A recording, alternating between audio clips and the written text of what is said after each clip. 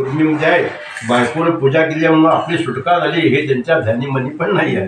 ही चौथ्या अध्यायात लिहिलेलं आहे. श्री गणेशांना सत्यवता चतुर्थोध्याया सूत म्हणल्यानंतर तो साधूने ब्राह्मणाला धनदान देऊन शुभ आशीर्वाद घेऊन यात्रा करून आपल्या नगरीकडे निघाला. साधूने थोडे अंतर जातो तो सत्यनारायण देवाने दंडधारी संन्यासी रूपातून विचारले, हे साधू तुझ्या नगरीत कुठला माल भरला आहे?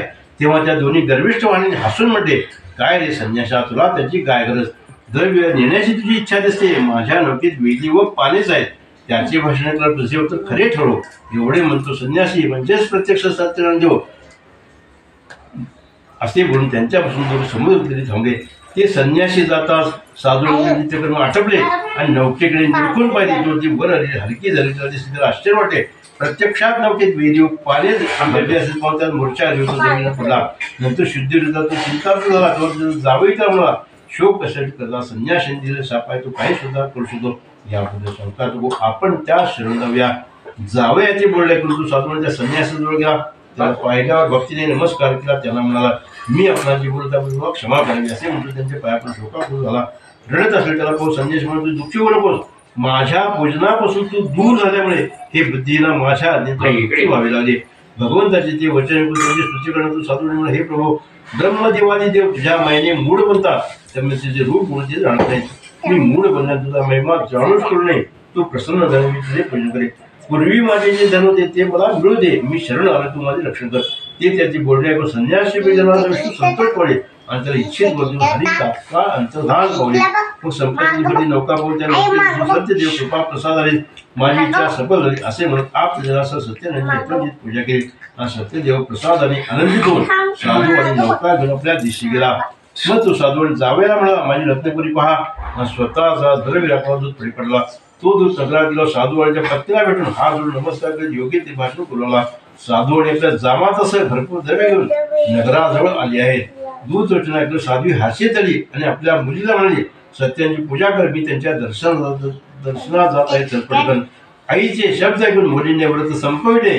परंतु घाईमध्ये सत्याचा प्रसाद न घेता पतीला भेटण्यासाठी निघाली. तिला नवऱ्याला भेटण्याची घाई होती म्हणून ती प्रसाद भक्षण केला नाही. तिनं परमेश्वरावर राग आला. त्या कारणाने सत्यदेव रागावले. त्यांनी तिच्या पतीला नौकेला धनासह पाण्यात भरले. तेव्हा आपला पती दिसला. त्यामुळे त्याला शोकातून रडता रडता जमीन येऊन कोसळली. नौका बुडवण्याची कन्या दुःखी झाली. पण साधूसह सर्व नावाने हे काय प्रतिनिधी चिंतित झाले. तेव्हा आपल्या मुली दुःखी पाहून तिला शोका करून पतीला म्हणाले, जावई बापू नौकेसह कसे काय दृश्य झाले? कोणत्या देवाची हेळसांड झाली कळला. सत्यदेवाचा महिमा कसा जगावा असे म्हणते. आप जनासारखा विलाप करू लागले. मग कलावतीला मांडवी म्हणून हंबट आपण घडू लागले. नंतर पती म्हणून अत्यंत दुःखी अशा कलावतीने त्यांच्या पादुकासह सती झाल्याचा व्यक्त केला. तो साधू आणि कन्येचे वर्तन पाहून पत्नीसह दुःखी होऊन विचार करू लागला की आपली नौका सत्यदेवाने हरली केली काय? त्याच्या मायेने माझा गोंधळ उडाला आहे.